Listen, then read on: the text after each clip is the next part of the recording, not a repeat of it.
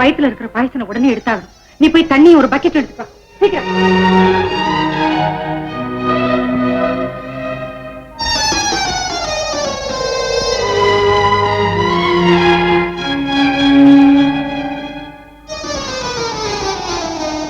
Doctor Revathi, bucket எடு, இதுல தண்ணி ஊத்து.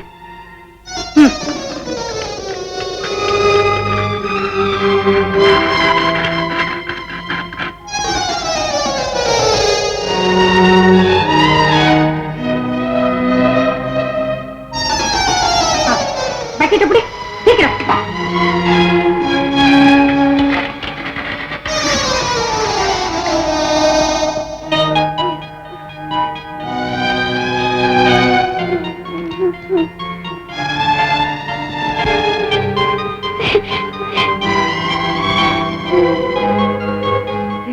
சீக்கிரம் கொஞ்சம் வெந்நீர் ஒரு தேனை எடுத்துட்டு வா. என்ன டாக்டர், பாயசம் சாப்பிட்டதுல இவளுக்கு அபாஷ்டம் ஆயிடுச்சு.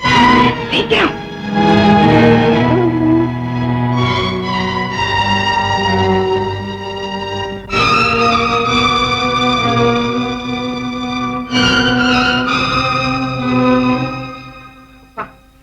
இனிமே எந்த பயமும் இல்லை. சரியான நேரத்துக்கு வந்து நீ என்ன கூப்பிடலன்னா என்ன ஆயிருக்கும்? கல்பனாவை நாம இன்னைக்கு காப்பாத்தினது பெருசு இல்லை. இனி என்னைக்குமே காப்பாற்ற வேண்டிய பொறுப்பு நம்ம கையில தான் இருக்கு. பெண்ணுக்கு ஒரு ரகசியம் தெரிஞ்சா அது மறுநாளே உலகமெல்லாம் தெரிஞ்சிரும்னு கேலி பேசுவாங்க. கல்பனாவுக்கு கருச்சிதிவான விஷயம் நம்ம 2 பேருக்கு மட்டும்தான் தெரியும். இந்த ரகசியத்தை என் உயிருள்ள வரைக்கும் நான் காப்பாத்துவேங்கிற நம்பிக்கை எனக்கு இருக்கு. நீயும் கவலைப்படாதீங்க டாக்டர். ஆத்துல விழுந்தவளை காப்பாத்தி மலையிலேருந்து உருட்டி விடுற மாதிரி சத்தியமா நான் நடந்துக்க மாட்டேன். ரேவதி, கல்பனாவுக்கு காய்ச்சல்னு ஒரு 10 நாளைக்கு நான் லீவ் வாங்கி தர்றேன். நீ ஒரு 10 நாள் லீவ் போட்டு அவ பக்கத்துல இருந்து நான் கொடுக்கிற மருந்து மாத்திரை எல்லாம் கொடுக்கணும். என்ன? சரி டாக்டர். கல்பனா, கல்பனா, கல்பனா, கல்பனா, என்னம்மா?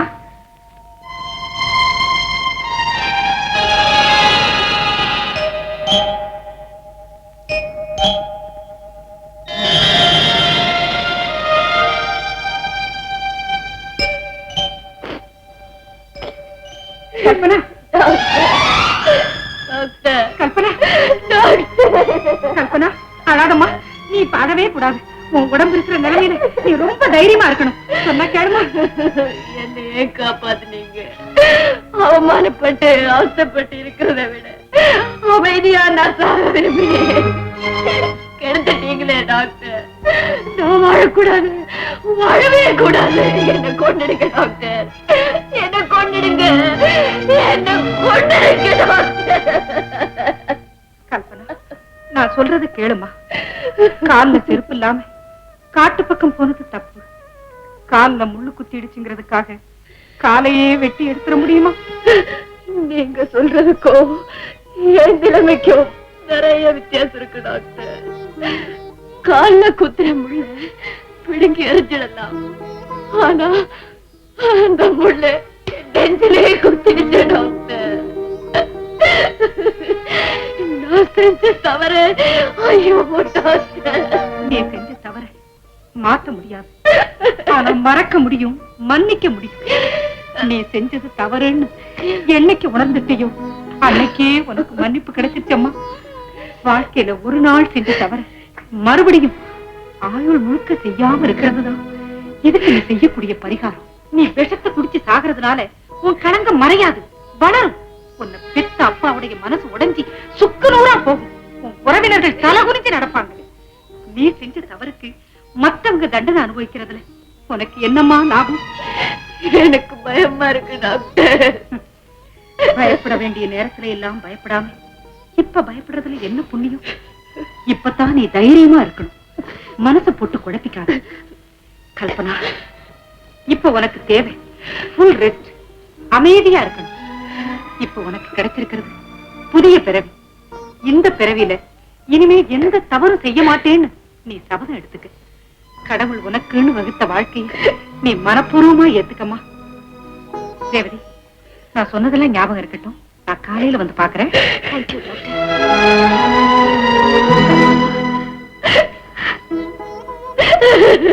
ரேவதி, நீ சொன்னதெல்லாம் கேட்காம நான் தப்பு பண்ணிட்டேனே.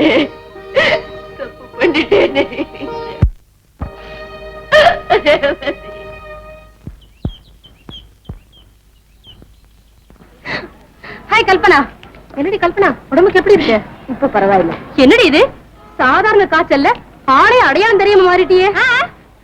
காய்ச்சல் வந்து மெலியலடி, காலேஜுக்கு வர முடியலையே, பரீட்சை வேற கிட்ட வருதுல்ல, அந்த கவலையில தான் மெலிஞ்சிட்டா. வாங்கடி போலாம்.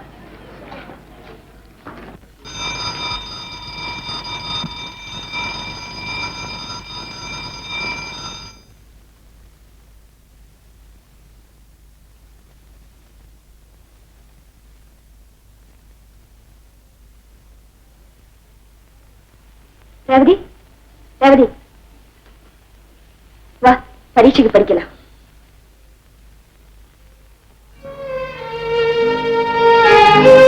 ரேவதி,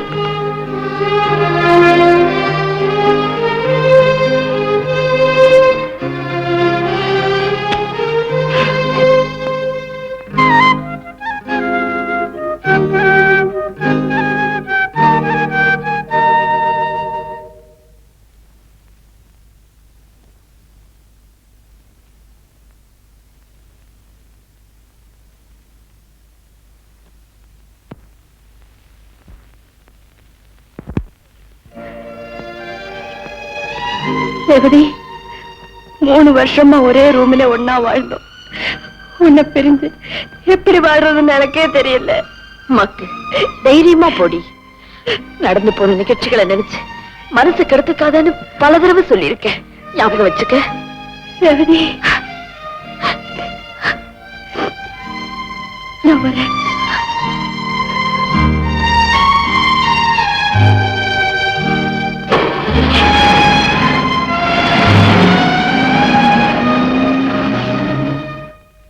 வணக்கம் பிள்ளைவாள். வாங்க வாங்க. என்னையா அது, ஒரு மாசமா இந்த பக்கம் ஆளையே காணோம்? உங்க அந்தஸ்துக்கு தகுந்த மாதிரி மாப்பிள்ளை கிடைக்க வேண்டாமோ, அதான் வெயிட் பண்ணேன். இப்ப மணியான இடத்துல ஒரு மாப்பிள்ளை மாட்டி விட்டான். எல்லாத்திட்டே சொல்றதே என்கிட்டே சொல்றீங்களே. இல்ல பிள்ளைவாள், மாப்பிள்ளை பெரிய லட்சாதிபதி, குடும்பத்துக்கு ஒரே பிள்ளை, அப்பா அம்மா இல்ல, வாழ போற பொண்ணுக்கு பிக்கல் பிடிந்த ஒண்ணும் கிடையாதுன்னு. பையன் எப்படி இருப்பான், எவ்வளவு படிச்சிருக்கான்னு சொல்லியே? எம்காம் படிச்சிருக்கா, பாக்குறதுக்கு ரொம்ப லட்சணமா இருப்பா. அப்ப அவளை பின்பாக்க வர சொல்லலாமா? நல்ல நாளா பார்த்து. இந்த வருஷத்துல வர எல்லா முகூர்த்த நாளும் நேக்கு நல்ல மனப்பாடம். வர்ற வெள்ளிக்கிழமை திவ்யமான நாள், அன்னைக்கே பெண் பார்க்கும் படம் தான் வச்சுக்க வேண்டியதான். சரி, அப்படியே செஞ்சிருவோம். வாங்க. அப்பா, என்னம்மா கல்யாணத்துக்கு இப்ப என்ன அவசரம்? என்னம்மா அப்படி சொல்லிட்டேன்? உனக்கு 20 வயசு ஆயிடுச்சு. உங்க அம்மா இருந்திருந்தா நேரம் கல்யாணம் நடந்து முடிச்சிருக்கோம். இல்ல பாருமா, உன்னை பெண் பார்க்க வராங்க. பையன் பிடிச்சிருந்தா சொல்லு, உடனே கல்யாணத்தை முடிச்சிருவோம். இல்ல எப்படிப்பட்ட மாப்பிள்ளை வேணும்னு சொல்லு, அதே மாதிரி பையனா உன் கண் முன்னால கொண்டு வந்து நிறுத்துறேன். போதுமா?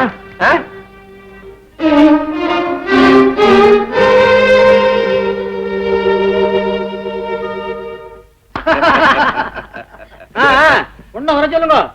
கல்பனா, காப்பி கொண்டாமா.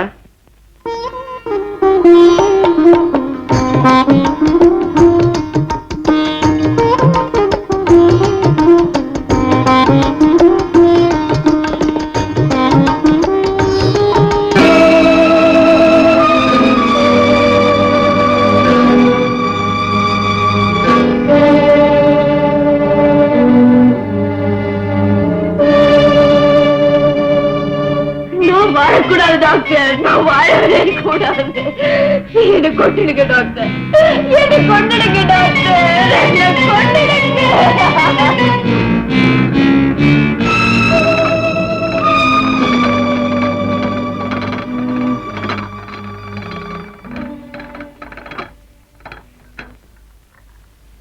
உன் பேர் என்னம்மா? கல்பனா. என்னம்மா படிச்சிருக்க?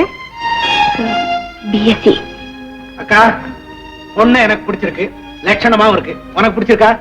இந்த பெண்ணை யாராவது பிடிக்கலன்னு சொல்லுவாங்களாடா? எனக்கு ரொம்ப பிடிச்சிருக்கு. ஓகே, நமக்கு பெண்ணை பிடிச்சிருக்கு. பெண்ணுக்கு என்ன பிடிச்சிருக்கான்னு கேளு. என் தம்பி எப்பவுமே இப்படித்தான், வெட்டு ஒண்ணு துண்டு ரெண்டா பேசுவான். அவன் சுபாவம் அப்படி. உனக்கு மாப்பிள்ளைய பிடிச்சிருக்கா? மௌனம் சம்மதத்தின் அறிகுறி. இனிமே என்ன? அம்மா, சீர்வரிசையை பத்தி நீ ஒண்ணும் கவலைப்படாதீங்க. எனக்கு இருக்கிறது ஒரே பொண்ணு. என் ஆஸ்தி எல்லாம் அவளுக்கு தானம்மா. பிள்ளைவா, கடல்ல நரி கலக்கும்னு கேள்விப்பட்டிருக்கேன். இப்ப கடல்ல கடலே கலக்குது. அங்கேயும் ஏகப்பட்ட ஆஸ்தி, ஒரே பிள்ளை. இங்கேயும் ஏகப்பட்ட ஆஸ்தி, ஒரே பொண்ணு. சீர்வரிசைய சிறப்பா செஞ்சிடுவாரு. அவங்க இஷ்டம், எப்படி வேணாலும் செய்யட்டும்.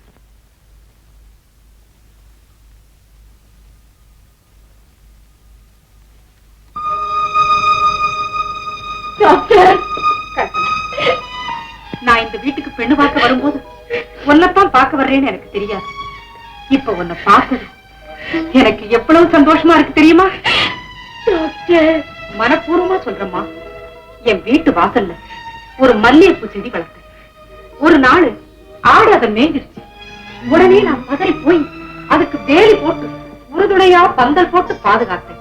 இப்போ அது கூரை முழுதும் படர்ந்து பூத்து குலுங்கிறத பார்க்கும்போது எனக்கு எவ்வளவு சந்தோஷமா இருக்கு தெரியுமா? அது மாதிரிதான் ஒன்ன பார்க்கும் போதும் எனக்கு ஒரு சந்தோஷம். கல்பனா, இப்ப ஒரு முக்கியமான விஷயம் சொல்றேன். ஒரு புதிய வாழ்க்கைக்கு நாம தகுதிதானாங்கிற மனபயம் உனக்கு துணிஞ்சு இருக்க கூடாது. உன்னை பெத்த அப்பாவும் மனப்பூர்வமா விரும்பி ஏத்துக்கிற கணவனும் சந்தோஷமா இருக்கணுங்கிற ஒரே எண்ணம் தாமா உனக்கு இருக்கணும். நன்மை பயக்குமெனில் பொய்யும் கூறலாங்கிறது பெரியவங்க சொன்ன வேதம். நான் உனக்கு உபதேசம் பண்ணலம்மா, நீ நல்லா வாழணுங்கிற ஆதங்கத்துல சொல்ற. தெரியாம தவறு செய்த அகல்கைக்கு ஸ்ரீராமனால விமோச்சனம் கிடைச்சது. அவ தெரிஞ்சே செஞ்சிருந்தா விமோச்சனம் கிடைச்சிருக்காது இல்லையா? அதை நீ புரிஞ்சுக்கணும்மா. என்னக்கா இப்பவே நாத்தனார்கிட்ட நேரம் போறது தெரியாம பேசிக்கிட்டு இருக்க ஆரம்பிச்சிட்டேன். ஏண்டா, பொண்ண மறுபடியும் பாக்கணும்னு ஆசை இருந்தா என்கிட்ட சொல்றது. என்ன பாக்குற சாக்குல நீ இங்க வரணுமா? கல்பனா, வரட்டுமா? போடா.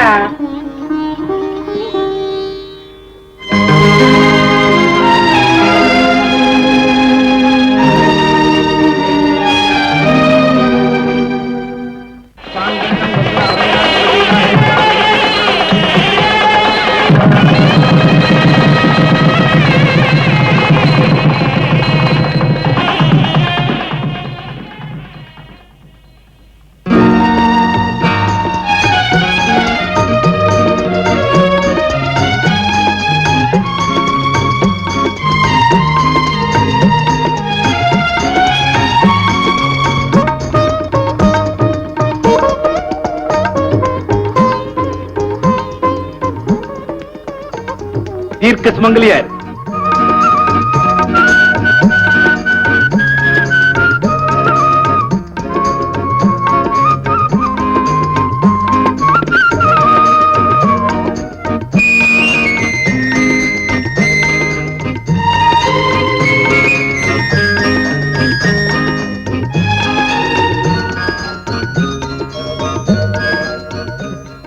பெண்களுக்கே உண்டான நாணம் ஒன்ன மட்டும் விட்டுருமா என்ன?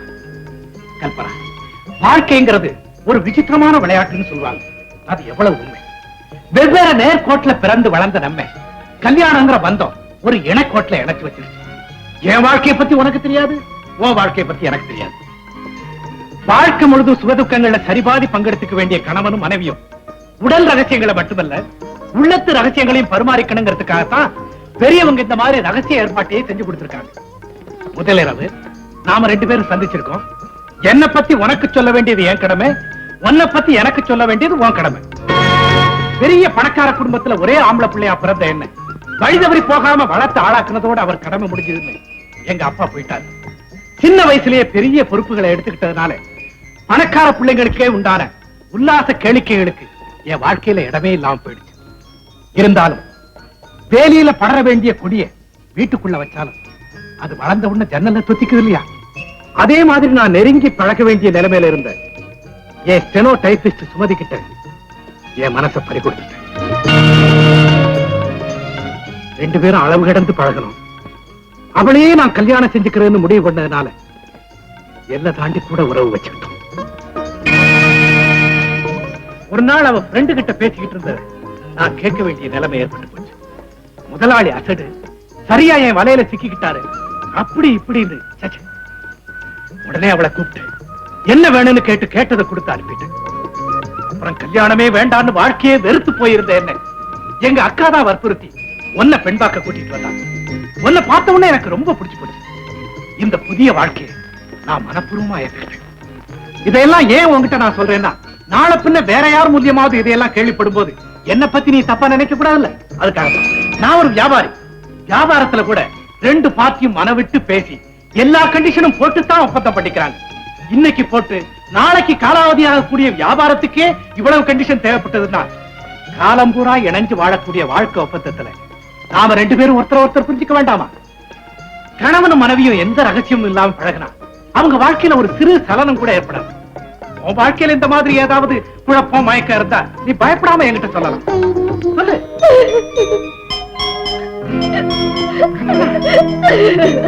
கல்பனா, சாரி.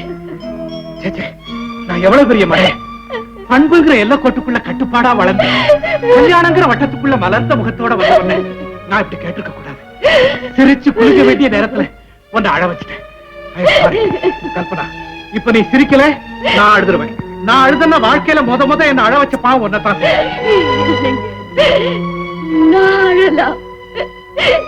நீங்க அழக்கூடாது, நீங்க அழவே கூடாது.